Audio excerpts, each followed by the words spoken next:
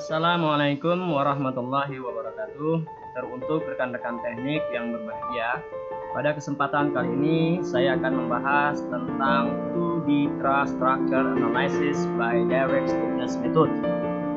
Jika channel ini bermanfaat, maka silahkan tekan tombol subscribe-nya, like and share demi keberlangsungan ilmu analisis struktur dan pelestarian spesies manusia teknik sipil yang berpikir. Adapun langkah-langkah dalam metode kekakuan langsung, yang pertama adalah menentukan sumbu lokal dan sumbu global. Yang kedua, menyusun matriks kekakuan atau stiffness matrix. Yang ketiga, menyusun persamaan keseimbangan atau equilibrium equation. Yang keempat, menghitung perpindahan atau displacement dan menghitung reaksi tumpuan atau end reactions. Dan yang terakhir, kelima, adalah menghitung gaya-gaya dalam. Langkah pertama adalah menentukan sumbu lokal dan sumbu global sistem koordinat elemen rangka dua dimensi. Di mana sumbu lokal itu diartikan sebagai sumbu atau sistem koordinat yang selalu mengikuti orientasi dari kemiringan elemen rangka dua dimensi yang ditinjau. Sebagai contoh, katakanlah sebuah elemen rangka dua dimensi yang terdiri dari dua nodal I dan J, di mana I lebih kecil daripada J, maka orientasi sumbu lokalnya adalah mengikuti dari arah I ke J, dan sumbu vertikalnya adalah tegak lurus dari sumbu X tersebut. Sedangkan sistem koordinat global merupakan sistem koordinat yang menjadi referensi atau sumbu utama yang diacu oleh seluruh elemen-elemen rangka yang terdapat pada sistem struktur rangka dua dimensi tersebut.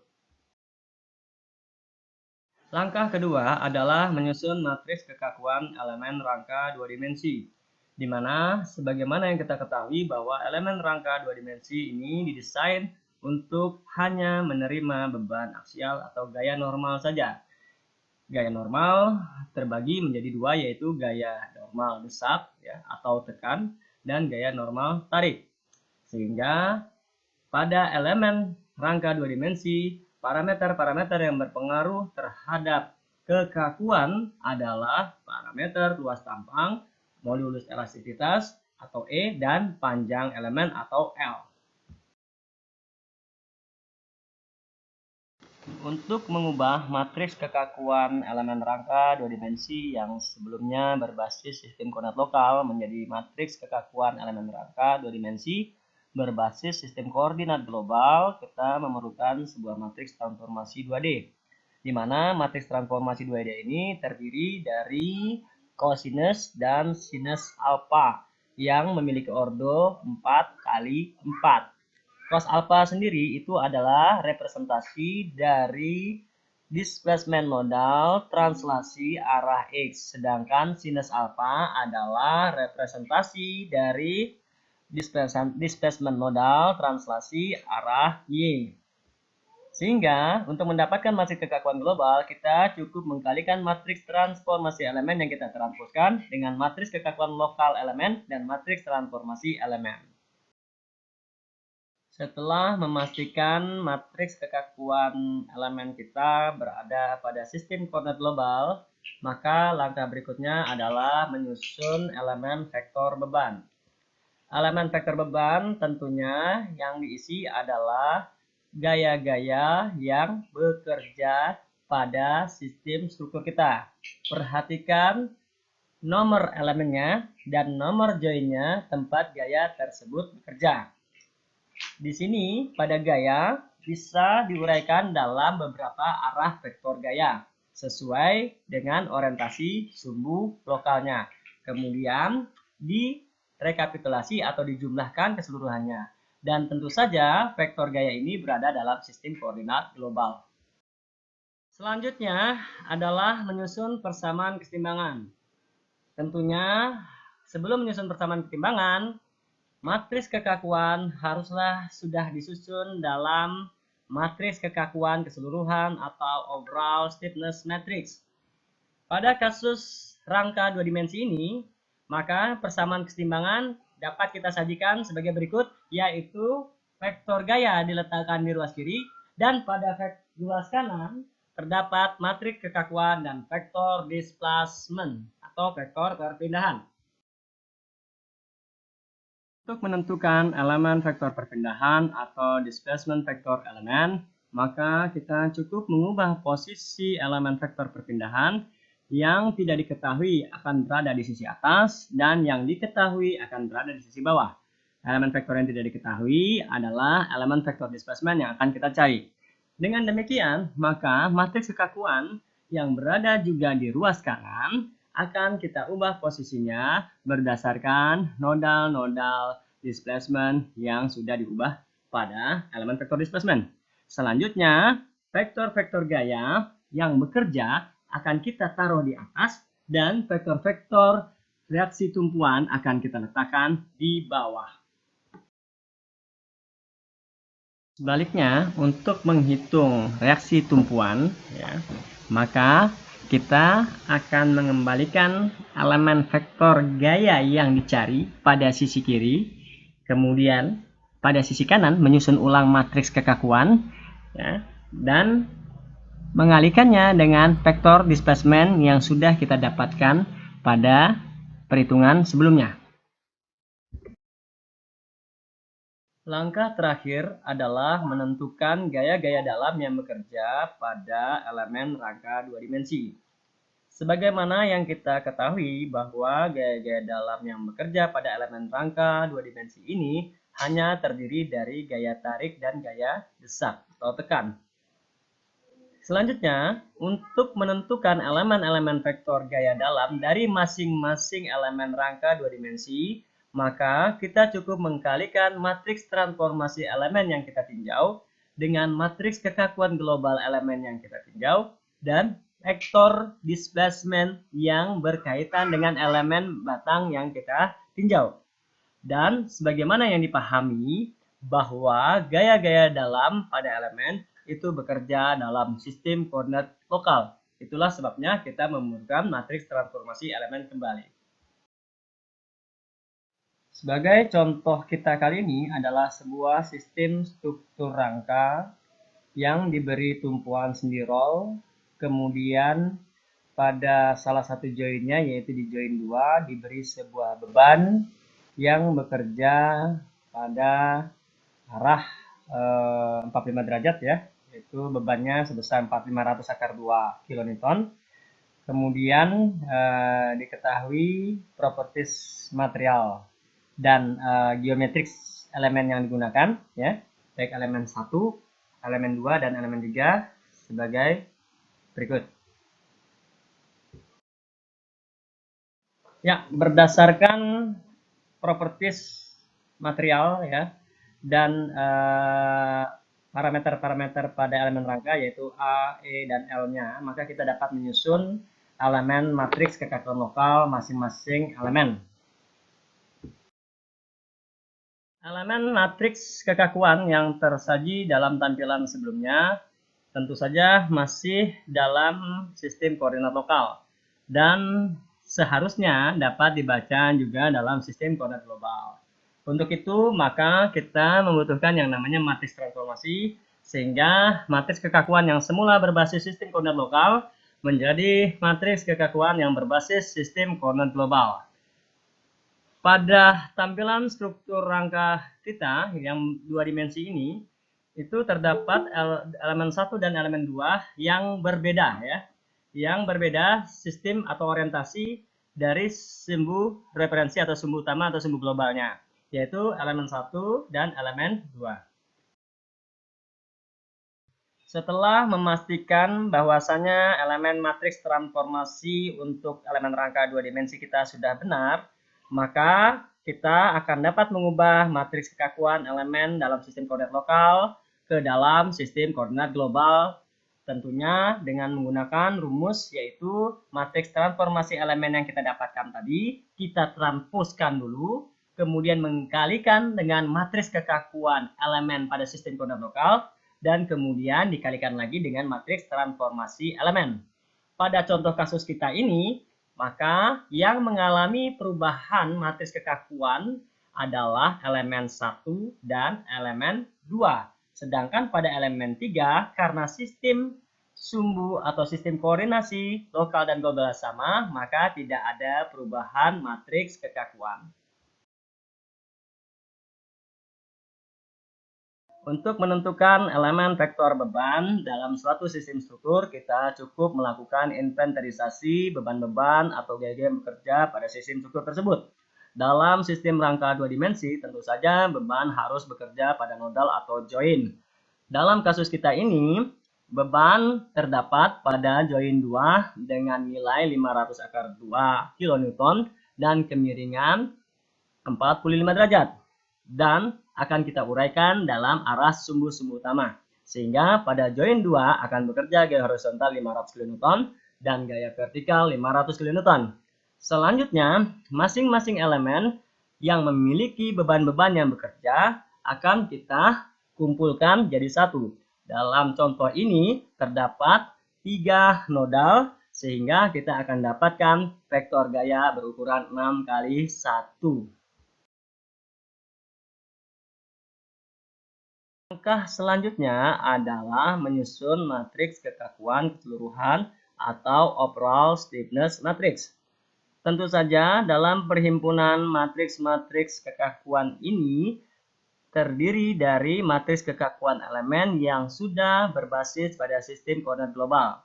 Dalam contoh kasus kita, yaitu sistem rangka 2 dimensi yang memiliki 3 buah nodal dan masing-masing nodal terdiri dari 2 degree of freedom atau derajat kebebasan, arah U untuk X dan arah V untuk Y, maka kita dapat mempersiapkan matriks keseluruhannya berukuran 6x6. Dan dalam pelaksanaannya tentu saja ada beberapa nodal atau join yang saling melengkapi atau saling mengurangkan. Sebagai langkah berikutnya adalah menyusun persamaan keseimbangan atau yang dikenal dengan equilibrium equation. Sebagaimana yang kita ketahui, dalam persamaan equilibrium equation, vektor gaya selalu berada di ruas kiri, kemudian matriks kekakuan overall tentunya atau matriks kekakuan keseluruhan, dan vektor-vektor displacement atau perpindahan berada di ruas kanan. Pada tahapan ini juga kita akan melakukan apa yang disebut sebagai inventarisasi vektor-vektor gaya yang bekerja dan melakukan pertimbangan-pertimbangan kondisi batas atau tumpuan sehingga kita bisa dapat langsung menyederhanakan matriks yang semula tadi berukuran 6x6 menjadi 3x3. Setelah kita melakukan penyederhanaan dari matriks kekakuan tadi ya, yang pada persamaan equilibrium equation, kita akan mendapatkan yang semula berukuran matriks 6x6 akan menjadi 3x3, yaitu nodal yang akan kita cari atau join yang akan kita cari perpindahannya adalah join 2 dan join 3. Join 2 terdapat 2 degree of freedom yaitu U2 dan V2, kemudian pada join 3 adalah U3. Nah, oke. Sehingga kita hanya akan memiliki matriks kekakuan 3x3. Dengan demikian, kita dapat menyusun persamaan keseimbangan sebagai berikut. Pada sisi kiri ada vektor gaya, dan pada ruas kanan terdapat matriks kekakuan elemen yang sudah disederhanakan dan vektor displacement yang akan dicari.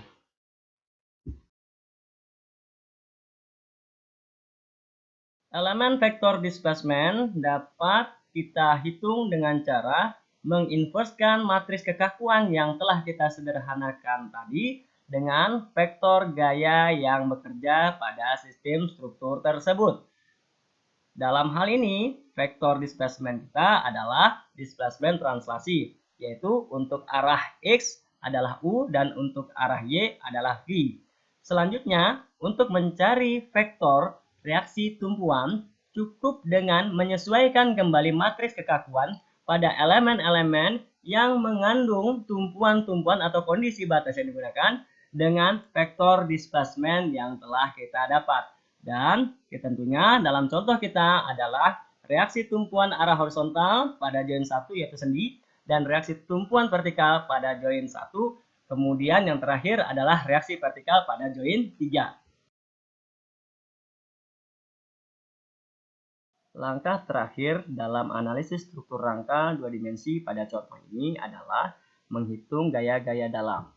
Tentunya kita sudah pahami bahwa gaya dalam yang bekerja adalah gaya normal, yaitu gaya yang bekerja searah sumbu elemen batang yang akan kita tinjau.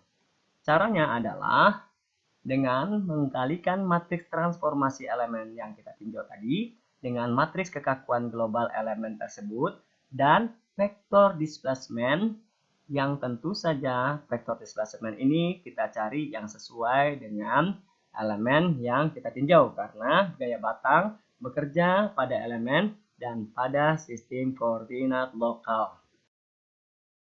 Pada kesempatan kali ini saya akan membandingkan model contoh struktur rangka 2 dimensi yang kita bangun dengan metode kekakuan langsung dengan model struktur rangka 2 dimensi menggunakan metode elemen hingga.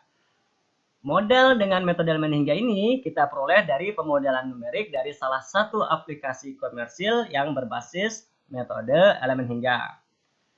Kita perhatikan pada nodal 2, di mana pada model metode elemen hingga, vektor gaya yang bekerja diuraikan dengan arah-arah vektor sumbu utama, yaitu arah X dan arah Y.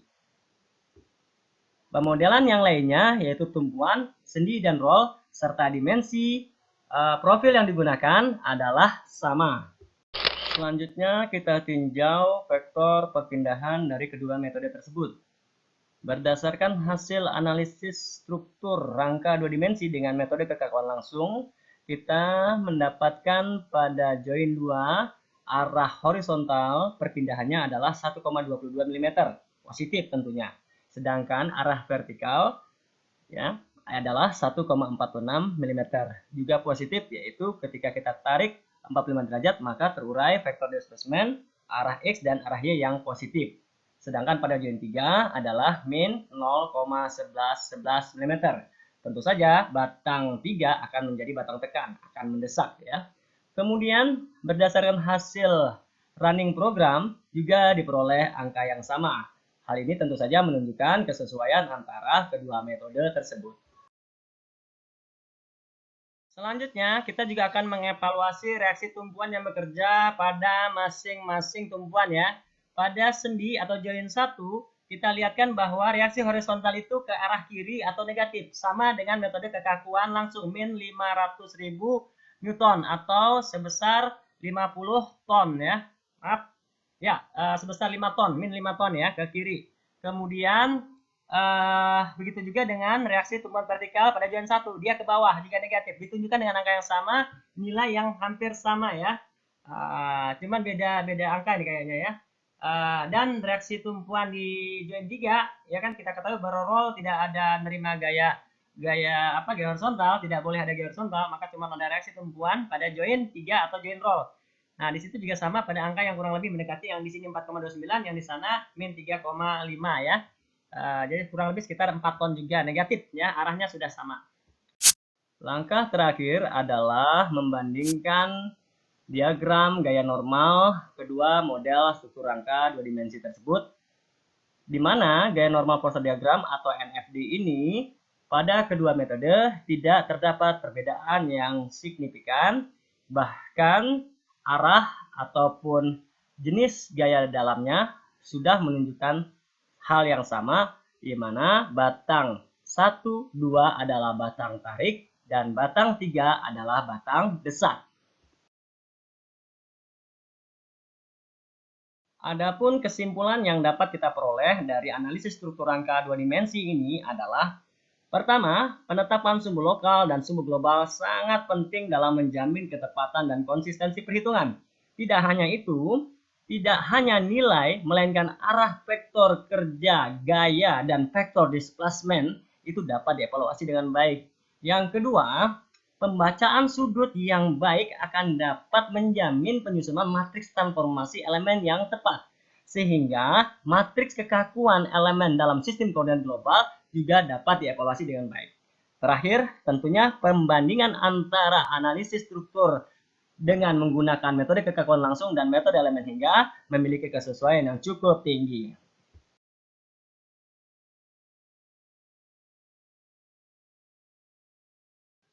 Sebagai penambah referensi untuk analisis struktur angka 2 dimensi, saya sarankan untuk membaca buku analisis struktur dengan metode matriks karya Insinyur Susastrawan MSc, atau buku analisis struktur metode matriks ya karya Profesor Insinyur Bambang Suhendro MSc PhD, atau juga dapat membaca buku saya yang berjudul Aplikasi Matrik untuk Analisis Struktur.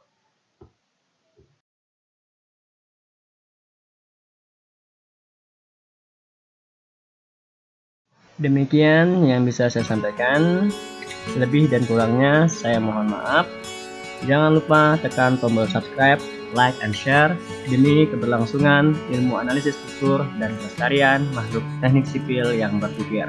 Tetap sehat, tetap semangat, dan tetap berbakti kepada kedua orang tua. Assalamualaikum warahmatullahi wabarakatuh.